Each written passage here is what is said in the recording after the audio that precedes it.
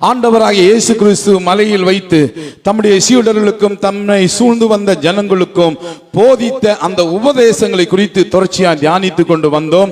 அந்த மலை பிரசங்கம் என்று சொல்லப்படுகிற அந்த உபதேச வாக்கியங்களிலே பாக்கியவான்கள் என்கிற ஒரு அட்டவணை இருக்கிறது, ஒரு பட்டியல் இருக்கிறது.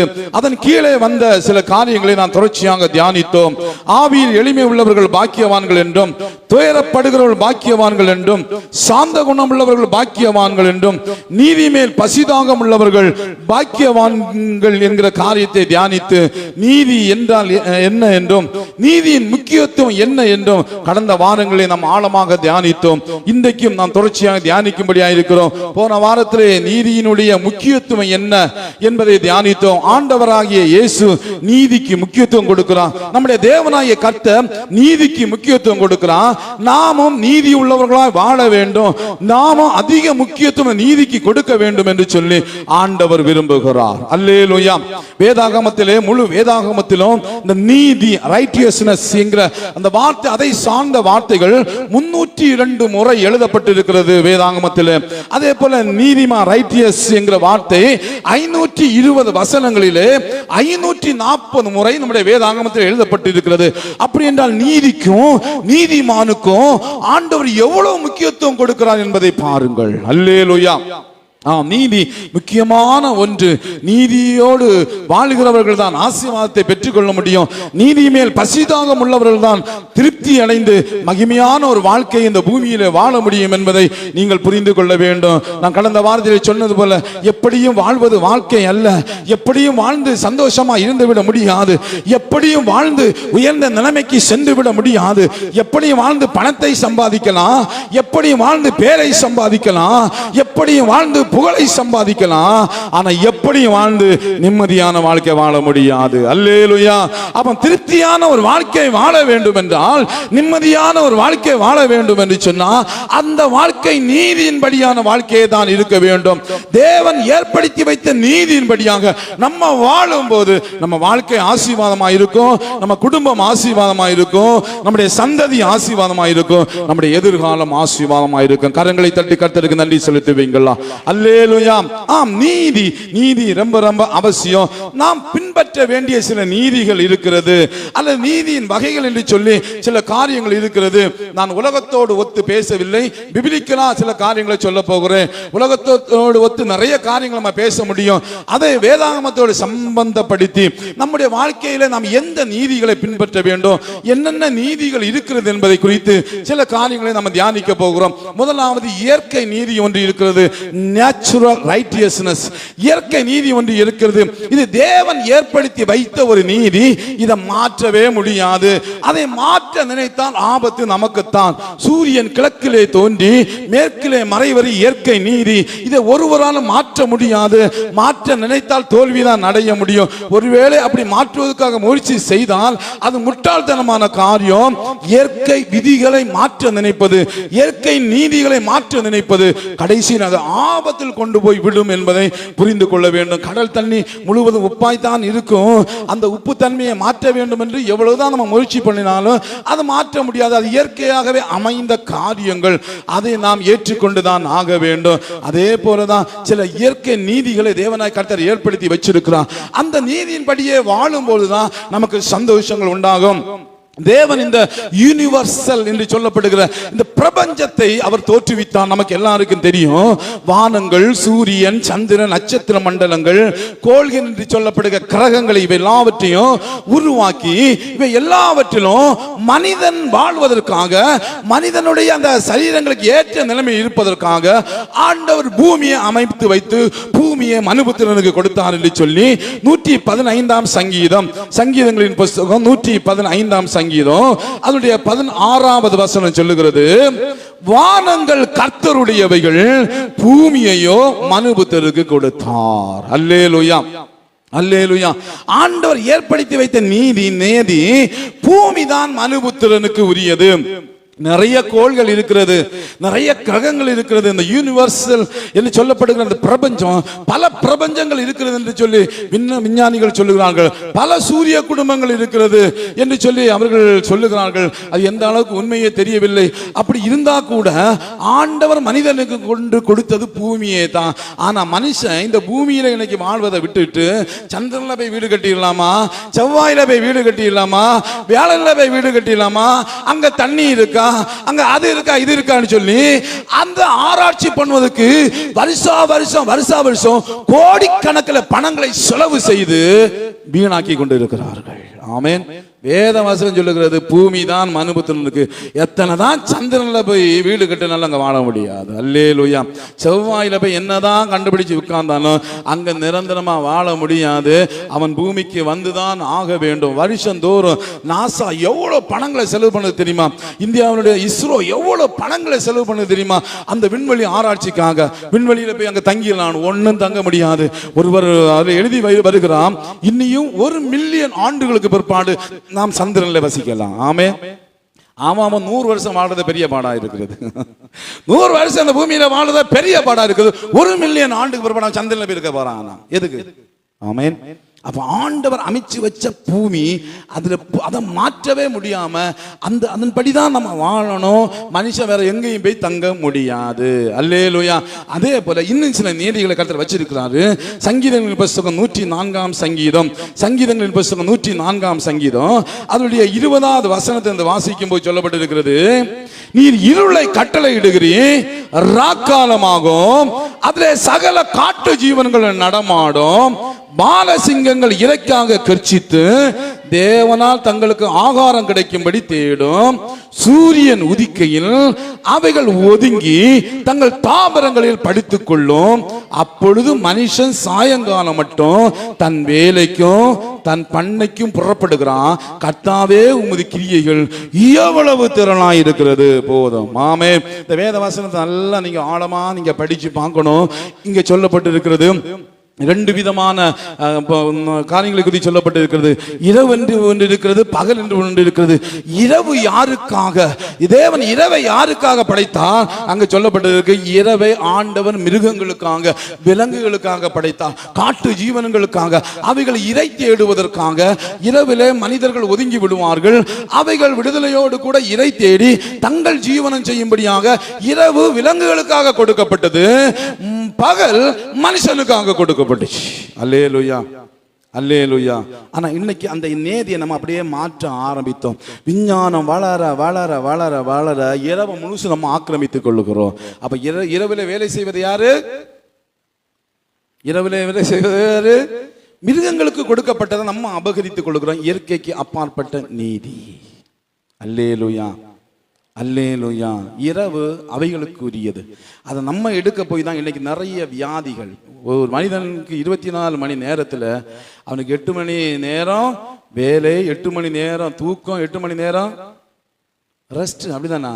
நம்ம சரீரத்துக்கு நம்ம ரெஸ்ட் கொடுக்குறோமா? நம்ம சரீரத்துக்கு ரெஸ்ட் கொடுக்குறோமா? இயற்கை நீதியை கர்த்தர் அமைச்சு வச்சிருக்காரு. 8 மணி நேரம் தான் வேலை செய்யணும், 8 மணி நேரம் தான் அவன் என்னது தூங்கணும், 8 மணி நேரம் தூங்கணுமே, 8 மணி நேரம் அவன் தன்னுடைய ரெஸ்ட்டுகள், குடும்ப காரியம், ரெஸ்ட் மட்டும் குடும்ப காரியம், மற்ற காரியங்கள் எல்லாம் பார்த்து அவன் ஆயத்தப்படுத்தணும்னு ஆண்டவர் ஒன்னொன்னா பிரித்து வச்சிருக்கிறாரு. நம்ம ஆண்டோடைய நீதிக்கு அப்பாற்பட்டு நடக்கிறதுனால தான் இன்னைக்கு எல்லாருமே வியாதியிலே நம்ம இன்னைக்கு தோண்டு கொண்டு இருக்கிறோம். நீதி மாறும் பொழுது ஆபத்து வந்து சேருகிறது. அல்லேலூயா, அல்லேலூயா. அடுத்ததாக தேவன் ஏற்படுத்தி வைத்த ஒரு மிகப்பெரிய ஒரு காரியம் திருமணம். நீங்கள் ஆதியாகம புத்தகத்தில் 2ஆம் அதிகாரத்திலே பார்க்கும்போது 18ஆம் வசனம் சொல்லுகிறது, பின்பு தேவனாகிய கர்த்தர் மனுஷன் தனிமையாயிருப்பது நல்லதல்ல, ஏற்ற துணை அவனுக்கு உண்டாக்க வேண்டும். ஆண்டவர் ஒரு மனிதனுக்கு திருமணத்தை ஏற்படுத்தி, மனுஷன் தனிமையா இருக்கிறது நல்லதே இல்லை, அதனால அவனுக்கு ஒரு ஏற்ற துணையை கொடுத்து அவங்க 2 பேரும் சந்தோஷமா, அவங்க 2 பேரும் ஐக்கியமா, அவங்க 2 பேரும் ஒருவருடைய பாரத்தை ஒருவர் பகிர்ந்து கொண்டு, ஒருவருக்கு ஒருவர் விட்டு கொடுத்து, ஒருவருக்கு ஒருவர் கலந்து ஆலோசித்து, ஒருவருக்கு ஒருவர் தங்கள் வாழ்க்கையை அமைத்துக் கொண்டு மகிழ்ச்சியா வாழ வேண்டும். மனுஷன் தனிமையா இருப்பது நல்லதல்ல, மனுஷி தனிமையா இருப்பது நல்லதல்ல சொல்லி ஆண்டவர் ஒருவனுக்கு ஒரு ஏற்படுத்தி கொடுத்து திருமணத்தை ஏற்படுத்தி கொடுத்தா. இன்னைக்கு திருமணம் ஆனாலும் அவன் தனியா தான் இருக்கான். அல்லேலூயா, நான் வேதத்தின் நீதியை பேசுகிறேன், இயற்கை நீதியை பேசுகிறேன். இன்னைக்கு காலத்தின் கட்டாயம் சில நேரங்கள் நம்மை பிரித்து விடுவது உண்டு, சூழ்நிலைகள் நம்மை பிரித்து விடுவது உண்டு, வேலைகள் நம்மை பிரித்து விடுவது உண்டு. ஆனால் நிரந்தரமான பிரிவு ஒரு நாள் இருக்கக்கூடாது. அது மனுஷனுக்கு நல்லது அல்ல. அல்லேலூயா. அது மனுஷிக்கு நல்லது அல்ல அப்படின்னு வேதம் சுட்டி காட்டுறது இயற்கை நீதி. அப்ப தனிமையா இந்த போராட்டம் வரும், தனிமையா இந்த பாவம் என்ன வரும், தனிமையா இருப்பதனால இன்னைக்கு தேசங்கள்ல இவ்வளவு சீர்கேடுகள். ஆமென், அல்லேலூயா. அப்போ தனிமையா இருப்பது, மனுஷன் தனிமையா இருப்பது நல்லது அல்ல. அது இயற்கை நீதி. அப்படிதான் ஆண்டவர் அவனுக்கு ஒரு மனைவியை கொடுக்கிறான். அடுத்து சொல்லப்பட்டிருக்கிறது 24 வசனத்துல, இது நிமித்தம் புருஷன் தன் தகப்பனையும் தன் தாயை விட்டு தன் மனைவியோடு இசைந்திருப்பான், அவர்கள் இருவரும் ஒரே மாம்சமாயிருப்பார்கள். அல்லேலூயா. இன்னைக்கு ஈக்குவாலிட்டியை பற்றி அதிகமாக பேசுவாங்க. ஈக்குவாலிட்டி, ஆணுக்கு சரி நிகர் பெண், ஆணுக்கு சரி நிகர் பெண் என்கிற ஈக்குவாலிட்டி எல்லா இடங்களில் பேசப்படுகிறது. பெண்கள் சங்கங்கள் எல்லாம் எழுமினது பயங்கரமா நிற்கிறாங்க. நான் ஈக்குவாலிட்டிக்கு எதிரானவன். அல்லேலூயா. இது ரெண்டு பேரும் ஒன்று, ரெண்டு பேரும் சரிசமம் இல்ல. வேதம் சொல்ல இருவரும் ஒரே மாம்சம், ரெண்டு பேரும் ஒண்ணு. ஆமே, சரி சமம் வந்தாங்க ஈகோ வரும். சரி சமம் அங்க போட்டி போறாம, சரி சமம்னா ரெண்டுன்னு அர்த்தம். ஆனா ஒன்னா தேவன் ஒன்னா தான் வச்சிருக்கிறார் ஆணையும் பெண்ணையும். அல்லேலூயா. கணவன் மனைவி வந்துச்சு அங்க ஈக்குவாலிட்டிக்கு பேச்சு இடம் இல்லை. வந்து ஈக்குவாலிட்டின்னு ஒன்று வந்துச்சுனாலே வேணா ஆரம்பிச்சுன்னு அர்த்தம். நான் பெரியவனா நீ பெரியவளா? அல்லேலூயா. இருவர் என்ன செய்யணுமா? தகப்பனியின் தாயை விட்டு மனைவியோடு கணவன் இசைந்து இருக்கணும். அம்மாவுக்கு முந்தானையை பிடிச்சிட்டு பின்னாடி போகக்கூடாது. அப்பாவுடைய சொல்லுங்கட்டு அப்பாவுக்கு பின்னாடி போக, உன் மனைவியோடு உன் கணவனோடு நீ சந்தோஷமாயிரி. இதுதான் கர்த்தர் குடும்பத்தை ஏற்படுத்தி வச்சிருக்கிறார். அல்லேலூயா. மூன்றாவது, திருமணத்தை குறித்த ஒரு நிலையில் டிவோர்ஸ் என்கிற விவாகரத்து கூடவே கூடாது. மத்திய எழுதின சுவிசேஷம், மத்திய எழுதின சுவிசேஷம் 19வது அதிகாரம், மத்திய எழுதின சுவிசேஷம் 19வது அதிகாரத்திலே ஆண்டவராக இயேசு கிறிஸ்துவோடு கூட சில காரியங்களை டிஸ்கஸ் பண்றாங்க. இயேசு கிறிஸ்து இருக்கும்போது பரிசேயர் எல்லாம் வந்து ஆண்டவரிடத்தில் சில கேள்விகள் எல்லாம் கேட்கிறாங்க.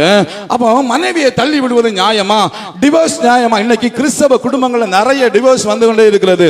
விவாகரத்து இன்னைக்கு கிறிஸ்தவ குடும்பங்கள்ல தான் அதிகமாக இருக்கிறது. தேவ சமூகத்தில் உனக்கு நான் எனக்கு நீ என்று சொல்லி ஒப்பந்தம் பண்ணி கொண்டவர்கள் இன்னைக்கு விவாகரத்தை தேடி ஓடிக்கொண்டிருக்கிறார்கள். அங்க கோர்ட்டுக்கு ஓடிக்கொண்டிருக்காங்க, வக்கீலை தேடி ஓடிக்கொண்டிருக்கிறார்கள், அட்வொகேட்டை தேடி ஓடிக்கொண்டிருக்கிறாங்க. அவங்க அங்கங்க ஓடி எப்ப விவாகரத்து வேணும், எனக்கு விவாகரத்து வேணும். வேதம் விவாகரத்துக்கு எதிராக இருக்கிறது. தேவன் இணைத்ததை மனுஷன் பிரிக்காதிருக்க கடவன். இன்னைக்கு எல்லா கிறிஸ்தவ குடும்பங்கள் தான் நிறைய தேவ சமூகத்தில் உடன்படிக்கை பண்ணிவிட்டு தங்களுடைய உடன்படிக்கை உடைத்து போடுகிறார்கள். மற்ற அவர்களுடைய கோயில்கள், மற்ற புற மதஸ்தர்கள் எல்லாம் அவருடைய கோயிலை போய் அவங்க அந்த பக்தியோடு அந்த தாலி கட்டின பிற்பாடு அவங்க அதுக்கு முக்கியத்துவம் கொடுக்குறாங்க, அந்த வாழ்க்கைக்கு முக்கியத்துவம் கொடுக்காங்க. அங்கேயும் டிவோர்ஸ் வருது இல்லை, ஆனால் குறைவு. ஆனால் கிறிஸ்தவ குடும்பங்கள் நிறைய டிவோர்ஸ். ஏன்னா பல புரிந்து கொள்ளாமைகள். அல்லேலூயா. ஆண்டவரை இயேசு கிறிஸ்துவிடத்துல பேசுகிறாங்க. ஆண்டவரே, மனைவியை தள்ளி விடலாமா? அந்த 3ஆம் வசனம். அப்போது பரிசேயர் அவரை சோதிக்க வேண்டும் என்ற அவரிடத்தில் வந்து, புருஷனானவன் தன் மனைவியை எந்த முகாந்திரத்தினாலும் தள்ளி விடுவது நியாயமா என்று கேட்டாங்க. இயேசு ஆண்டவர் அவருக்கு சொல்ற, ஆதியிலே மனுஷனை உண்டாக்கினவ ஆணும் பெண்ணுமா உண்டாக்கினா, இனிமித்தம் புருஷனானவன் தன் தகப்பனையும் தாயை விட்டு தன் மனைவியோடு இசைந்திருப்பான், அவர்கள் இருவர் ஒரே மாம்சமாய் இருப்பார்கள் என்று அவர் சொன்னதையும் நீங்கள் வாசிக்கவில்லை. இப்படி இருக்கிறபடினா அவர்கள் இருவராயிராம ஒரே மாம்சமாய் இருக்கிறார்கள். ஆகையால் தேவன் இணைத்ததை மனுஷன் பிரிக்காதிருக்க கடவன் என்றார். அதற்கு அவர்கள், அப்படியானா தள்ளுதல் சீட்டை கொடுத்து அவளை தள்ளிவிடலாம் என்று மோசே ஏன் கட்டளையிட்டார் என்றார்கள். அதற்கு அவர், உங்கள் மனைவிகளை தள்ளிவிடலாம் என்று உங்கள் இருதய கடினத்தின் நிமித்தம் மோசே உங்களுக்கு இடம் கொடுத்தான், ஆதி முதல் அப்படி இருக்கவில்லை. அல்லேலூயா, அல்லேலூயா. 9ஆம் வசனம், எவனாகிலும் தன் மனைவியை வேசித்தனம் செய்த நிமித்தம் அவளை தள்ளி விட்டு வேறொரு வழியை விவாகம் பண்ணினான். அவன் விபச்சாரம் செய்கிறவன் தள்ளி விடப்பட்டவளை விவாகம் பண்ணுகிறவனும் விபச்சாரம் செய்கிறவன் இருப்பான் என்று உங்களுக்கு சொல்லுகிறேன் என்றான். அப்ப சீசல் கேட்கிறாங்க, ஐயோ இப்படி இருக்கிறதே. அப்ப ஆண்டவர் சொல்லுகிறார், வரம் பெற்றவர்கள் தவிர யாரும் இதை ஏற்றுக்கொள்ள மாட்டார்கள். அல்லேலூயா. அப்போ டிவோர்ஸ், விவாகரத்து ஆண்டவர் எதிர்க்கிறான். அது இயற்கை நீதிக்கு அப்பாற்பட்டது. இயற்கை நீதி கணவன் மனைவி சேர்ந்து சந்தோஷமாய் வாழ்வது. அல்லேலூயா, அல்லேலூயா. என் மனைவியை நான் தள்ளி விடலை, என் புருஷனை நான் தள்ளி விடலை, அதில் நாங்கள் சேர்ந்து தான். நீங்கள் ஒரே வீட்டில் வாழ்ந்தாலும் உன் புருஷன்கிட்ட நீ பேசலை, உன் மனைவிக்கிட்ட நீ பேசலை, உன் புருஷனுக்கு செய்ய வேண்டிய கடமையை நீ செய்யலை, உன் மனைவிக்கு செய்ய வேண்டிய கடமையை நீ செய்யலைனாலும் நீ விவாகரத்து செய்து கொண்டதுக்கு சமந்தான். ஆமே. உன் புருஷனை உன் மனைவியை தள்ளி விட்டதுக்கு சமந்தான். கணவன் மனைவி சந்தோஷமா வாழ வேண்டும் என்பது தேவனுடைய நீதி. அதுல டிவோர்ஸ் வரக்கூடாது. இன்னைக்கு புதுசா நிறைய காரியங்கள் சொல்லப்பட்டிருக்கு. ஒருவனுக்கு ஒருத்தி, அதுதான் ஆண்டவர் ஏற்படுத்திய நீதி. இன்னைக்கு டேட்டிங்னு போறாங்க, லிவிங் டுகெதர்னு வாழ்றாங்க, லெஸ்பியன் சொல்லி பெண்ணு திருமணம் செய்து கொள்ளுகிறது, ஹோமோசெக்சுவல் ஆணு திருமணம் செய்து, எல்லாம் இயற்கை நீதிக்கு அப்பாற்பட்டவர்கள். தேவன் அதை வெறுக்கிறார். அல்லேலூயா. கடந்த சில வருடங்களுக்கு முன்பதாக ஸ்தோத்திரம், கன்னியாகுமரி பக்கத்தில் நான் ஊழியம் செய்து வந்த நாட்களில் ஒரு நாள் அங்கே நிறைய அந்த கூழு கடைகள் இருக்கும். கூழு கடைகளில் போய் ஒரு இடத்துல போனோன்னா அந்த நல்ல வெயில் டைமில் கூழ் குடிக்கிறதுக்காக வண்டியை கொஞ்சம் தூரம் போயிட்டு திரும்ப வந்து வண்டியை அந்த பக்கத்தில் நிப்பாட்டிட்டு போனேன். அங்கே ரெண்டு பேர் நிற்கிறாங்க கூழ் குடிச்சதுக்காங்க. என்னை பார்த்தோன்னு ஒரு ஆள் அப்படி முகத்தை மூடிட்டு ஐயா நம்மளை பார்த்து தான் வாராரோ அப்படின்னு சொல்லிட்டு போனேன். நான் சிரிச்சுட்டே போனேன். அங்கே அந்த கடைக்காரர் நம்ம பழக்கம், சிரிச்சுட்டே போனேன். ரெண்டு பேரும் பயந்துட்டு ஐயா நம்ம பார்த்துட்டான்னு சொல்லிட்டு பக்கத்தில் போயிடணுன்னு அந்த நபர் முகத்தில், ஐயா மன்னிச்சிடுங்க ஐயா, சொல்லி கொடுத்துடாதீங்க ஐயா வீட்டில். யாருக்கிட்ட? அங்கே அப்பா அம்மாட்ட இல்லை, புருஷன்ட்ட சொல்லி கொடுத்துரு, சொல்லி கொடுத்துடாதீங்க ஐயா. சோதரம் அல்லேலூயா. நான் கேட்டேன், இது யாரு? என் ஃப்ரெண்டுக்கு ஹஸ்பண்ட். கடவுளே தெய்வம். சீர்கட்ட உலகத்தில் வாழ்ந்து கொண்டு இருக்கிறோம். என்னுடைய ஃப்ரெண்டு ஹஸ்பண்ட்.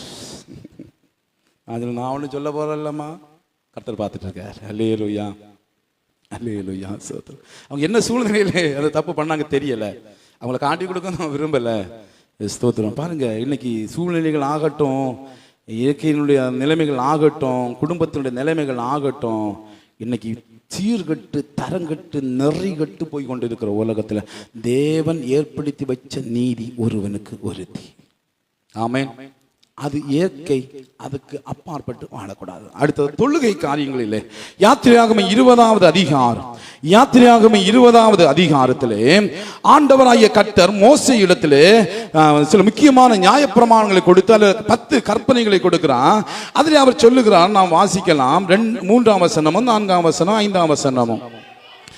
என்னை அன்றி உனக்கு வேற தேவர்கள் உண்டாயிருக்க வேண்டாம், மேலே வானத்திலும் கீழே பூமியிலும் பூமியின் கீழ் தண்ணீரிலும் உண்டாயிருக்கிறவர்களுக்கு ஒப்பான ஒரு சொரூபத்தை ஆகிலும் யாதொரு விக்கிரகத்தை ஆகிலும் நீ உனக்கு உண்டாக்க வேண்டாம், நீ அவைகளை நமஸ்கரிக்கவும் சேவிக்கவும் வேண்டாம். உன் தேவனாய் கர்த்தராய் இருக்கிற நான் எரிச்சல் உள்ள தேவனாய் இருந்து என்னை பகைக்கிறவர்களை குறித்து பிதாக்களுடைய அக்கிரமத்தை பிள்ளைகளிடத்தில் 3ஆம் 4ஆம் தலைமுறை மட்டும் விசாரிக்கிறவா. ஆண்டவர் ஒரு நேதியை வச்சிருக்கிறே, நான் தான் கடவுள், நான் தான் தெய்வம், நான் தான் இறைவன், நான் தான் எல்லாம். அல்லேலூயா. நான் தான் எல்லாவற்றுக்கும் மேலானவர், என்ன தவிர ஒரு தெய்வம் உனக்கு கூடவே கூடாது. ஆண்டவர் அமைப்பை ஏற்படும். இது இயற்கை. அது எந்த மனுஷனா இருக்கட்டும், எந்த மதமா இருக்கட்டும், எந்த மனிதனுடைய தெய்வம் பிதாவாகிய தேவன் தான், யெகோவா தேவன். அல்லேலூயா. மனிதனை உருவாக்கினவர் அவர்தான் தேவன். இதை மாற்ற முயலும் பொழுதுதான் தேசங்களில் பிரச்சனை. அப்ப உண்மையான தெய்வம் அந்த யெகோவா தெய்வத்தை இயேசுவை விட்டுட்டு நம்ம மற்ற பிரகாரமா மற்ற உலகத்தின் காரியத்துக்கு போகும்போது அங்கே பிரச்சனை வருகிறது. இன்னைக்கு நிறைய பேர் மனுஷனை தொழுறாங்க, நிறைய பேர் குடும்ப தலைவர்களை தொழுவாங்க. நீங்கள் திருநெல்வேலி அந்த அப்புறம் போனீங்கன்னா அங்கே கிராம தேவதைகள் என்று சொல்லப்படும் நிறைய தேவதைகள் உண்டு. கிராம தெய்வங்கள் என்று சொல்லுவாங்க. ஒவ்வொரு கிராமத்தினுடைய எல்கையிலே ஒரு சிலை வைக்கப்பட்டிருக்கும், அதுக்கு ஒரு பேர் கொடுத்திருப்பாங்க. அதை தான் அவங்க தொழுவாங்க. அந்த கிராமம் முழுசா தொழுவாங்க. அந்த எல்லைக்கு போகும்போதே அதை பார்த்துட்டு தான் தொழுதுட்டு போவாங்க. அவங்க யார் தெரியுமா? அவர்கள் அந்த கிராமத்துக்காக, அந்த தேசத்திற்காக முற்காலத்தில் ஏதோ ஒரு தியாகம் செய்து மரித்தவர்கள். அவங்க கடவுளை அமைச்சு தொழ ஆரம்பிச்சிருப்பாங்க.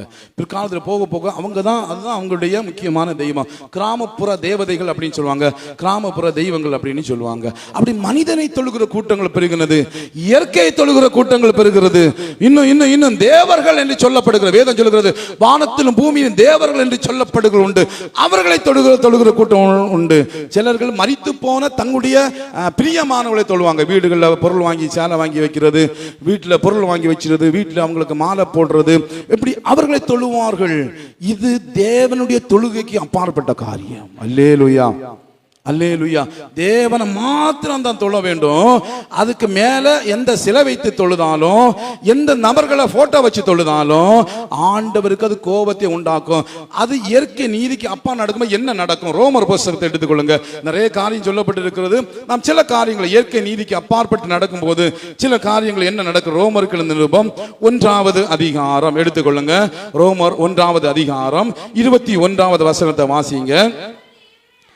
அவர்கள் தேவனை அறிந்தும் அவரை தேவன் என்று மகிமைப்படுத்தாமலும் ஸ்தோத்தரியாமலும் தங்கள் சிந்தனையினாலே வீணரானார்கள். உணர்வில்லாத அவருடைய இருதயம் இருள் அடைந்தது. பாருங்க, நல்ல கவனிங்க, எல்லாம் கவனிங்க, பிள்ளைங்க கவனிங்க, பெரியவங்க கவனிங்க. அவரை தேவன் என்று, அவர் தான் நமக்கு தேவன், யெகோவா தான் நமக்கு தேவன், அவர் ஒருவர் தான் தேவன். இதை அறிந்தும் தேவனுக்கு கொடுக்க வேண்டிய கனத்தை கொடுக்காம, தேவனுக்கு கொடுக்க வேண்டிய நேரத்தை கொடுக்காம, தேவனுக்கு கொடுக்க வேண்டிய முக்கியத்துவத்தை கொடுக்காம நம்ம மனம் போல வாழும்போது நம்முடைய இருதயம் இருள் அடையும். கவனிக்கிறீங்களா? அங்கு சொல்லப்பட்டிருக்கிறது, தங்கள் சிந்தனைகளால வீணரானார்கள். உணர்வில்லாத அவருடைய இருதயம் இருள் அடைஞ்சு நிம்மதி இருக்காது, என்ன செஞ்சாலும் வாய்க்காது, மனசுல ஒரு சமாதானம் இருக்காது, இருள் நாதிக்கத்துள். கர்த்தருக்கு கொடுக்க வேண்டிய கனத்தை கொடுத்துதான் ஆக வேண்டும். நீங்களா இருக்கட்டும், உங்க பிள்ளைகளா இருக்கட்டும். ஆமேன். கர்த்தரை ஒரு மனுஷன் அசல்ட்டை பண்ணுவானா, கர்த்தரும் அவனை அசல்ட்டை பண்ணுவார். ஆமேன். 23, 24 ஆகிய வசனங்கள்.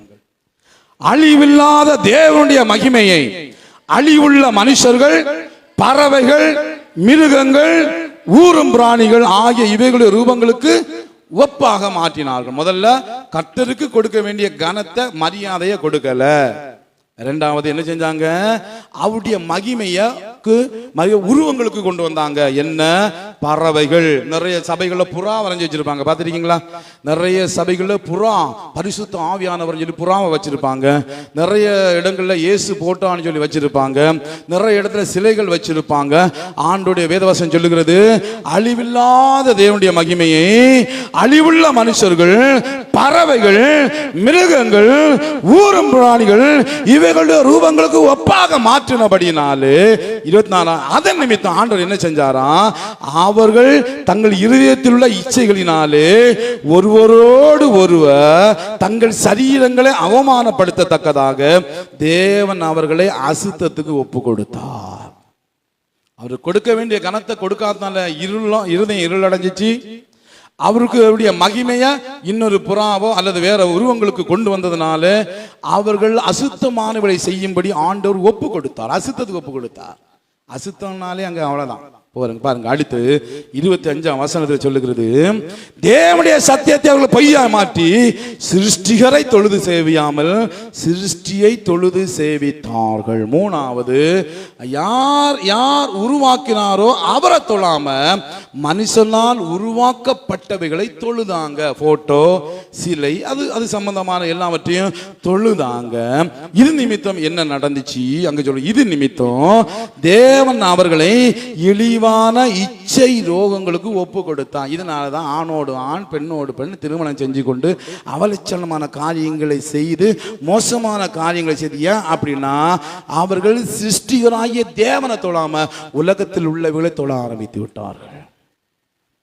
எனக்கு அருமையான தேவனுடைய பிள்ளை. 4வது 28ஆம் வசனம் சொல்லுகிறது, தேவனை அறியும் அறிவை பற்றி கொண்டிருக்க அவர்களுக்கு மனதில்லாதபடினால் தகாதவைகளை செய்யும்படி தேவன் அவர்களை கேடான சிந்தனைக்கு ஒப்பு கொடுத்தார். இயற்கை நீதி தேவனை சார்ந்து இருக்கணும். அந்த நீதியை விட்டு தேவனுக்கு கொடுக்க வேண்டிய முக்கியத்துவத்தை கொடுக்காம, தேவனுக்கு கொடுக்க வேண்டிய கனத்தை கொடுக்காம, தேவனுடைய மகிமைக்கு கொடுக்க வேண்டிய கனத்தை கொடுக்காம, தேவனை பற்றி அறிகிற அறிவை வளர்த்து கொள்ளாம. இன்னைக்கு சண்டே ஸ்கூல்னா வேண்டாம் பிள்ளைகளுக்கு, இன்னைக்கு பைபிள் ஸ்டடினா வேண்டாம், ஏன்னா நமக்கு எல்லாம் தெரியும். அல்லேலூயா. தேவனை அறிகிற அறிவில் வளரணும். தேவனை அறிகிற அறிவில் வளரணும். பாருங்க, இன்னைக்கு இந்த மொபைல் ஃபோனில் என்னெல்லாம் இருக்குன்னு எல்லா பிள்ளைக்கும், பிறந்த பிள்ளை உள்பட எல்லா பிள்ளைக்கும் தெரியும். ஆனால் வேதத்தில் என்ன இருக்குன்னு சொல்லிட்டு இருக்கு ஒருத்தருக்கு தெரியாது. அப்பா அம்மாவுக்கே தெரியாது, பிள்ளைகளுக்கு எங்கே தெரியாது. வேதத்தில் அப்படி என்ன தாயா இருக்கு, வேதத்தில் அப்படி என்ன ரகசியங்கள் எல்லாம் இருக்கு, யாருக்காக தெரியுமா? நமக்கு தெரிஞ்சவர் இயேசு, நமக்கு தெரிஞ்சது அவருடைய போதனைகள். இப்போ கொஞ்சம் படிக்கிறீங்க, யாரும் அந்த வேதத்தை ஆழமாக தியானிச்சிருக்கிறீங்களா? தேவனை அறிகிற அறிவை பற்றி கொண்டிருக்க மனசில்லை. அதனால தேவன் அவர்களை கேடான சிந்தனைகளுக்கு ஒப்பு கொடுத்தார். நீங்க நல்லா ஒன்று கவனிக்கணும். ஏசாயாவின் புஸ்தகம் 6ஆம் அதிகாரம் எடுத்துக்கொள்ளுங்க. ஏசாயாவின் புஸ்தகம் 6வது அதிகாரத்தில் ஒரு சம்பவம் சொல்லப்பட்டு இருக்கிறது. அங்கே 9வது வசனத்தை, 8வது வசனத்தை வாசிங்க. பின்பு யாரை நான் அனுப்புவேன், யார் நமது காரியமாய் போவான் என்று உரைக்கிற ஆண்டவருடைய சத்தத்தை கேட்டேன். அதற்கு நான், இதோ அடியேன் இருக்கிறேன், என்னை அனுப்பும் என்றேன். நல்ல கவனிங்க, இந்த வசனம் ஒரு அற்புதமான வசனம். இந்த வசனத்தினால் தொடப்பட்டு தான் நிறைய பேர் மிஷினரிகளா போனாங்க. இந்த வசனம் தான் நிறைய பேரை ஊழியக்காரர்களை மாற்றி இருக்கு. ரட்சணை சேனையிலும் நிறைய பேர் ஊழியக்காரர் வந்தது இந்த வசனத்தை பிடிச்சிட்டு தான். ஆண்டவர் கேட்கிற, யாரை நான் அனுப்புவேன், யாரை நான் அனுப்ப, யார் நமது காரியமாய் போவா? ஆண்டவருடைய ஏக்கத்தின் குரல், ஆண்டவருடைய ஏக்கத்தின் சத்தம் கேட்டு நிறைய பேர் சொன்னாங்க, நான் போறேன் ஆண்டவரே, நான் போறேன்னு சொல்லி மிஷனரியா போனாங்க, நான் போறேன்னு ஊழியத்துக்கு போனாங்க. ஏசாயாவும் அதை சொன்னான், நான் இருக்கிறேன், என்ன அனுப்புங்க. ஆமென். ஆண்டவருக்கு ஒரு வேலை இருக்கு.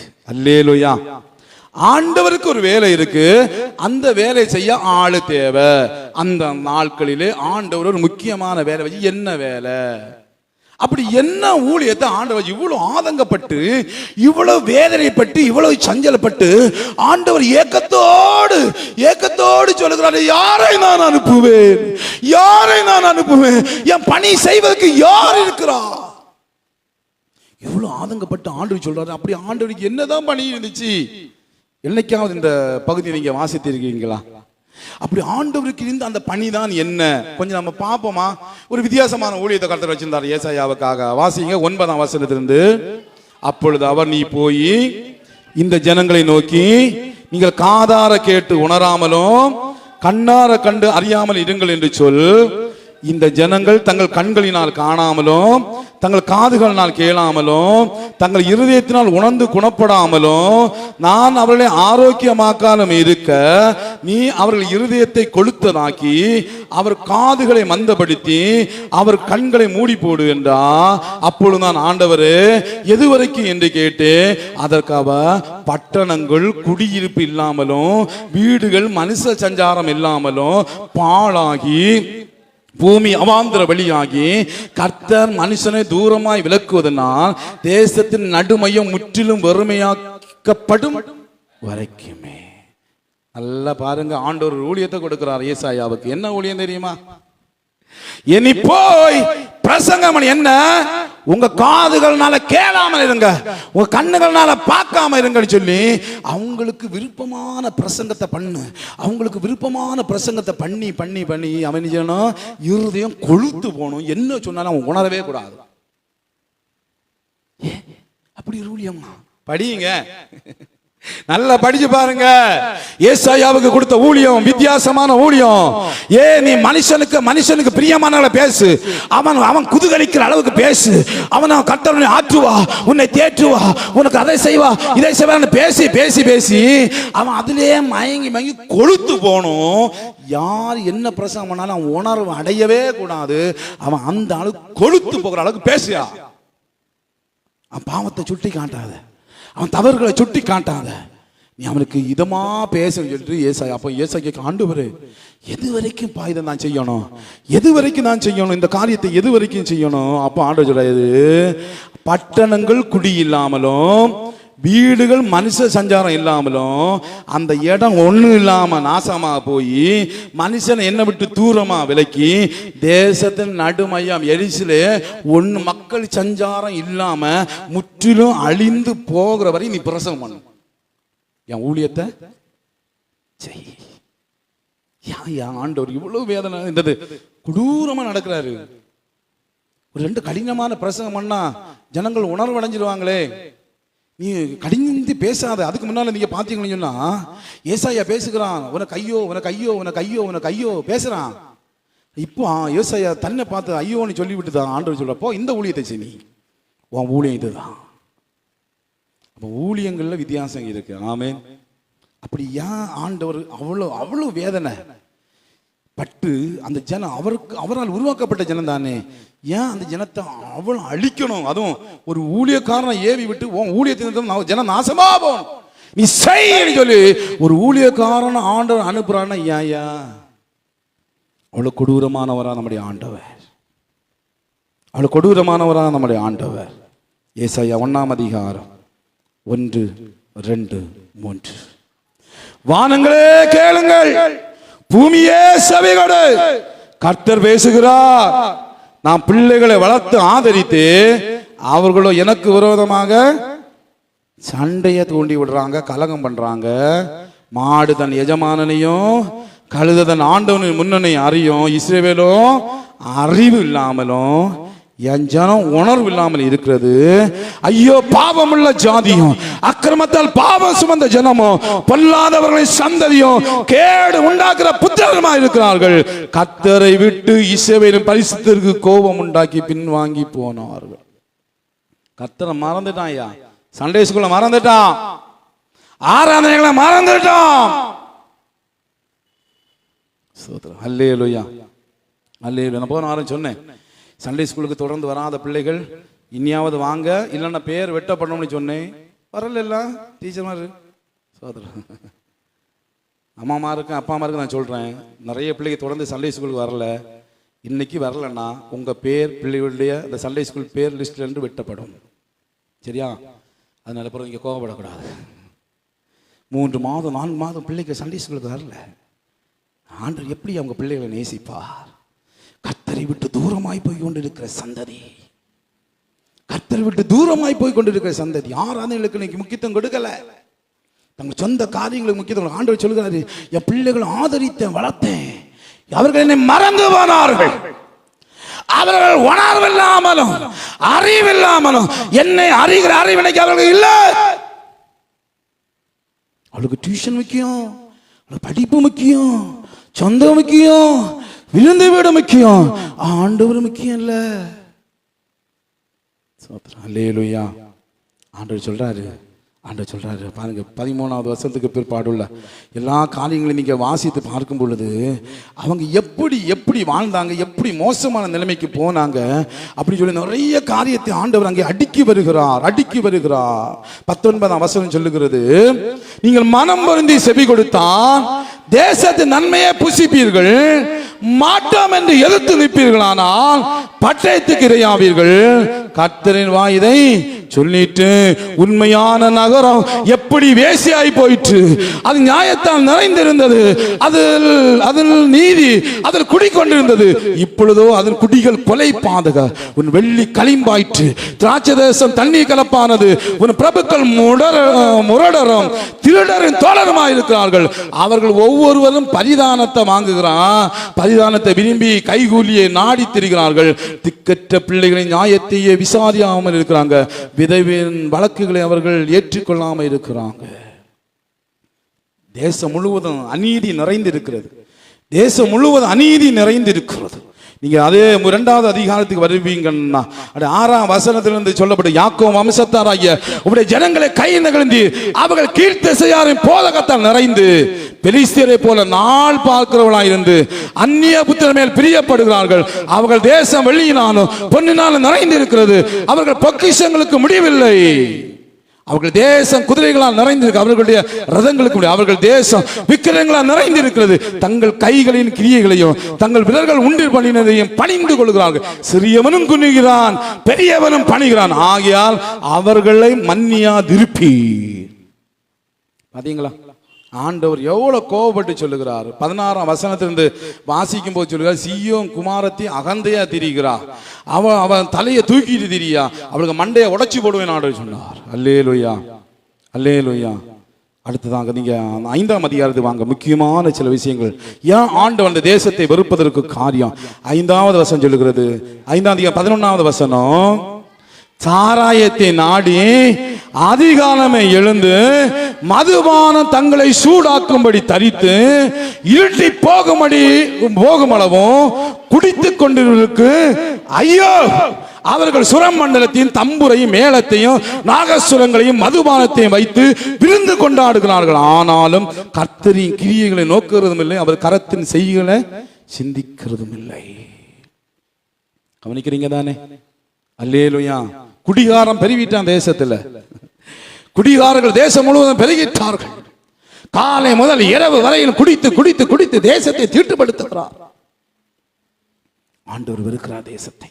அல்லேலூயா, அல்லேலூயா. 25ஆம் வசனம் சொல்லுகிறது, 24ஆம் வசனம், 24ஆம் வசனத்தினுடைய 2வது பகுதி சொல்லுகிறது, அவர்கள் சேனைகளின் கர்த்தருடைய வேதத்தை வெறுத்து இஸ்ரவேலில் உள்ள பரிசுத்தருடைய வசனத்தை அசட்டை பண்ணினார். வசனம் இன்னைக்கு யாருக்கு முக்கியத்துவம் இல்லை, வேதத்தை வெறுத்து தெரிகிறான். பைபிளை கொண்டு ஆலயத்துக்கு வர தெரியல. இன்னைக்கு வெக்கமா இருக்கு. இன்னைக்கு வேதாகமத்தோடு எத்தனை பேர் ஆலயத்துக்கு வராங்க? உங்க பிள்ளைகள்ட்ட கேட்டு பாருங்க, வெக்கமா இருக்கான். பைபிளை கொண்டு ஆலயத்துக்கு வர்றதுக்கு சில நாள் பைபிளை சர்ச்சிலே வச்சுட்டு போயிடுவாங்க. ஆண்டு சொல்லுகிற, நீ வேதத்தை அசல்ட்டு பண்ணினா கர்த்தர் பிள்ளைகளை வெறுத்து விடுவார். அல்லேலூயா. அவங்க கர்த்தருடைய வேதத்தை எந்த பிள்ளை எடுக்க மடிக்குதோ, உங்க வீடுகளில் உங்க வசனம் வாசிக்க சொன்ன உங்க பிள்ளை பைபிளை எடுக்க மடிக்குதோ, உங்க பிள்ளைக்கு வேதம் அருவருப்பா தோணுதோ, வேத வசனம் சொல்லி கர்த்தர் அவர்களை வாந்தி பண்ணுகிற நாள் வந்து விட்டது. இதனால பைபிளை மறந்தான், ஆராதனைகளை மறந்தான், பொல்லாப்பான காரியத்தில் ஈடுபட்டாங்க, மோசமான காரியத்தில் ஈடுபட்டாங்க. தேவன் ஏற்படுத்தி வச்ச இயற்கை நீதிக்கு அப்பாற்பட்டு நடந்தாங்க. நடந்ததுனால ஆண்டவர் சொல்லுகிறாரு, ஏசாயா நீ போய் பண்ணுகிற பிரசவத்தில் எல்லாம் நாசமா போகணும். அல்லேலூயா. எச்சரிப்பின் செய்திகள் வரும்போது கிரகித்து கொள்ளுங்கள், உங்களை மாற்றிக்கொள்ளுங்கள். இதன் பிற்பாடு உங்களை திருப்திப்படுத்துகிற செய்திகள் வரும். அப்பொழுது உங்க இருதயம் கொழுத்து போய் கர்த்தர் உங்களை வாந்தி பண்ணி போடுற அளவுக்கு சூழ்நிலைகள் மாறாமல் இருக்க இப்பொழுது ரட்சிக்கப்படுங்கள். அல்லேலூயா. அப்ப கர்த்தரை அசட்டை பண்ணதுனால, கர்த்தருடைய வேதத்தை புறக்கணித்ததுனால கர்த்தர் சொல்ற மொத்த தேசத்தை நான் அழித்து போட்டு விடுவேன். அப்படி தேவன் ஏற்படி வைத்த நீதி, பிதாவாகிய தேவனை தொழுது கொள்ள வேண்டும். ஆமென். அல்லேலூயா. பல காரியங்கள் சொல்ல, நம்முடைய வேலை எப்பொழுது வேலை, இயற்கை நீதி என்ன, நம்முடைய குடும்ப வாழ்க்கையுடைய இயற்கை நீதி என்ன, நாம் தொழுகிற தேவ தொழுகையுடைய இயற்கை நீதி என்ன என்கிற காரியத்தை உங்களுக்கு முன்பதாக சொன்னேன். எனக்கு அருமையான தேவனுடைய பிள்ளைகளே, இந்த இயற்கை நீதி ஒரு நாள் மாறவே கூடாது. இன்னும் நிறைய நீதிகள் இருக்கிறது, ஒரு நாட்களை தியானிப்போம். தேவனை கர்த்தர் ஒரு ஆசீர்வதிப்பாராக. ஜெபம் செய்வோம். வசனம் தியானிக்கையில் இதயமதில் ஆறுதலே, வசனம்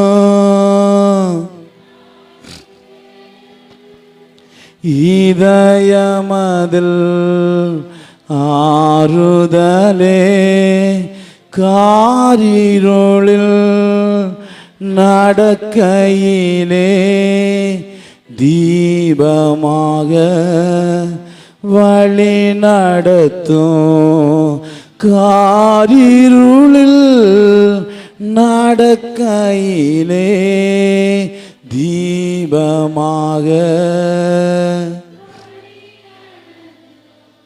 எனக்கு அருமையான தேவனுடைய பிள்ளைகளே, நீதியின் மேல் பசி தாகம் உள்ளவர்கள் பாக்கியவான்கள், அவர்கள் திருப்தி அடைவார்கள். இயற்கை நீதி என்று ஒன்று இருக்கிறது, அதை ஒரு நாள் நம்ம மாற்ற விரும்பக்கூடாது. அதை மாற்றுவது நமக்கு ஆபத்து. அது நம்ம குடும்ப காரியமாக இருக்கட்டும், நம்முடைய தொழில் காரியமாக இருக்கட்டும், நம்முடைய தொழுகையின் காரியமாக இருக்கட்டும், எதுவாக இருக்கட்டும், நம்முடைய பிள்ளை வளர்ப்பாக இருக்கட்டும், வேறு சமுதாயத்தில் உள்ள காரியங்களாக இருக்கட்டும், தேவன் ஏற்படுத்தி வைத்த இயற்கைக்கு அப்பாற்பட்ட ஒரு வாழ்க்கை நம்ம வாழும்போது அது நம்முடைய வாழ்க்கையில் அழிவை கொண்டு வருகிறது. தேவன் ஒருவருக்கே நாம் முழு மனதோடும் முழு ஆத்துமாவோடும் முழு இருதயத்தோடும் அன்பு கூற வேண்டும். அதை விட்டுட்டு புருஷ, பிள்ளை, பெற்றோர், நண்பன், நண்பி, உலகம், மொபைல், இதை நீங்கள் அன்பு கூற ஆரம்பிச்சிட்டிங்கன்னா உங்கள் வாழ்க்கை சீக்கிரம் அழிஞ்சு போவது உறுதி. இதை மறந்துடாதீங்க. நம்ம அழிந்து போவதற்காக இந்த உலகத்தில் பிறந்தோம், அதுக்காக ஆண்டவர் நம்மை உருவாக்கின இல்லையே. நம்ம மகிமையான ஒரு வாழ்க்கை வாழத்தானே. ஆண்டவர் கோபப்பட்டார் என்றால் அவர் கோபத்தை யாரால் தணிக்க முடியும்? ஆண்டவர் சந்ததியை வெறுத்தார் என்றால் யார் அவருடைய கோபத்தை தணிக்க முடியும்? காணிக்கையினால் அவர் கோபம் தணியாது, வேறு காரியத்தால் அவருடைய கோபம் தணியாது. நம்ம மனம் திரும்பி அவரை நேசிக்கணும். அவர் எழுதி கொடுத்திருக்கிற வேதத்தை நேசிக்கணும், அதை படிக்கணும், அவருடைய ஆராதனைகளுக்கு முக்கியத்துவம் கொடுக்கணும், பைபிள் ஸ்டடியா வரணும், பரிசுத்த ஆராதனை கலந்து கொள்ளணும், சண்டே ஸ்கூல்ல பிள்ளைகளை அனுப்பி வைக்கணும், சிறப்பு கூட்டங்களை நீங்க கலந்து கொள்ளணும். அதுதானே ஆண்டவர் விரும்புகிறார். நீங்க கர்த்தரையும் அவருடைய ஆராதனை அசட்டை பண்ணுவீங்கன்னா கஷ்டம்தான். இப்போ ஒப்பு கொடுப்பீங்களா ஆண்டவரை? இயற்கை நீதிக்கு அப்பார் சில நேரங்களில் நடந்தது உண்டுப்பா, அதை குறித்து நான் எண்ணினது உண்டு. கர்த்தரை என்ன மன்னிங்க, நான் இயற்கை நீதிக்கு அப்பாற்பட்டு நடக்க மாட்டேன் ஆண்டவரை. நீர் ஏற்படுத்தி வைத்த இயற்கை நீதியின்படியே நான் வாழ்வேன். நீர் ஏற்படுத்தி வைத்த இயற்கை நீதிபடியே நான் வாழ்வேன். அதுக்கு என்ன ஒப்பு கொடுக்கிறேன் ஐசப்பா. உமக்கு நான் முக்கியத்துவம் கொடுப்பேன். நானும் என் குடும்பம், என் பிள்ளைகள் உமக்கு முக்கியத்துவம் கொடுப்போம். அதுக்கு என்ன ஒப்பு கொடுக்கிறேன்னு சொல்லி நம்ம எல்லாரும் அப்படியே ஒப்பு கொடுத்து ஜெபிப்போமா. எங்களை நேசிக்கிற நல்ல ஆண்டவரே, கிருபை இரக்கமும் அன்பும் நிறைந்தவரே, உம்மை துதிக்கிறோம், உம்மை ஸ்தோத்திரிக்கிறோம். இந்த நாள் வரையின் கர்த்த நேர்த்தியாய் மகிமையாய் நடத்தி வந்த கிருபைகளுக்காக உமக்கு நன்றி செலுத்துகிறோம். ஏசப்பா, நீதியின் மேல் பசி தாங்க வேண்டும் என்றும் எந்த நீதிகளை நாங்கள் பின்பற்ற வேண்டும் என்றும் நாங்கள் இன்றைக்கு தியானித்தோம். தேவன் ஏற்படுத்தி வைத்திருக்கிற இயற்கை நீதிக்கு அப்பாற்பட்டு நாங்கள் ஒரு நாளும் வாழக்கூடாது என்கிற காரியத்தில் சில காரியங்களை இன்றைக்கு நாங்கள் தியானிக்கும்படி கர்த்தருக்கு கிருபை பாராட்டினபடியால் நாங்கள் உமக்கு நன்றி செலுத்துகிறோம். அப்படி நாங்கள் இயற்கை நீதிக்கு அப்பாற்பட்டு நடக்கும்போது எங்கள் மேல் கடினமான பாரத்தை நீ சுமத்துகிறீர். இயற்கை நீதிக்கு அப்பாற்பட்டு நடக்கும்போது நாங்கள் மோசமான விளைவுகளை சந்திக்க வேண்டி வரும் என்பதை இன்றைக்கு நாங்கள் புரிந்து கொள்ளும்படியாய், இன்றைக்கு நாங்கள் அறிந்து கொள்ளும்படியாய் கர்த்தராகிய தேவன் எங்களுக்கு கிருபை பாராட்டினபடியால் நமக்கு நன்றி செலுத்துகிறோம். தொடர்ந்து நடத்துங்கப்பா. எல்லா குடும்பத்தையும் உங்க கரத்துல ஒப்பு கொடுக்கிறேன். எல்லா ஜனங்களையும் உங்க கரத்துல ஒப்பு கொடுக்கிறேன். உங்க பிரசனம் கூட இருக்கட்டும். எல்லாரும் தேவன் ஏற்படுத்தி வைத்த இயற்கை நீதிக்கு உட்பட்டு ஒரு மகிமையான ஒரு வாழ்க்கையை வாழும்படியாய், சிறப்பான ஒரு வாழ்க்கை வாழும்படியாய், ஆசீர்வாதமான ஒரு வாழ்க்கை வாழும்படியாய் கர்த்தர் ஒவ்வொருக்கும் அனுக்கிரகம் செய்ய வேண்டும் என்று சொல்லி ஜெபிக்கிறேன் அப்பா. சின்ன பிள்ளைகள், டீனேஜ் பிள்ளைகள், வாலிப பிள்ளைகள், பெரியோர்கள், வயோதிபர்கள் ஒவ்வொருவரையும் கர்த்தர் ஆசீர்வதிப்பீராக. ஒவ்வொருடைய வாழ்க்கையில் கர்த்தர் நன்மைகளை செய்ய வேண்டும் என்று சொல்லி ஜெபிக்கிறப்பா. இதை கேட்ட வார்த்தைகள் தங்கள் இருதயத்தில் வைத்துக் கொண்டு ஜாக்கிரதையான ஒரு வாழ்க்கை வாழ கிருபை செய்யுங்க. வெளிநாடுகளில், வெளி மாநிலங்களில், வெளி ஊர்களில் தங்கி படித்து கொண்டிருக்கிற, வேலை பார்க்கிற, குடும்பமாக இருக்கிற எல்லாம் நீ கர்த்தர் ஆசீர்வதிப்பீராக. கர்த்தருடைய பாதுகாப்பு அவர்களுமே தங்கி இருக்கட்டும் என்று சொல்லி ஜெபிக்க. உள்ளூரில் இருக்கிற எல்லாரையும் ஆசீர்வதிங்கப்பா.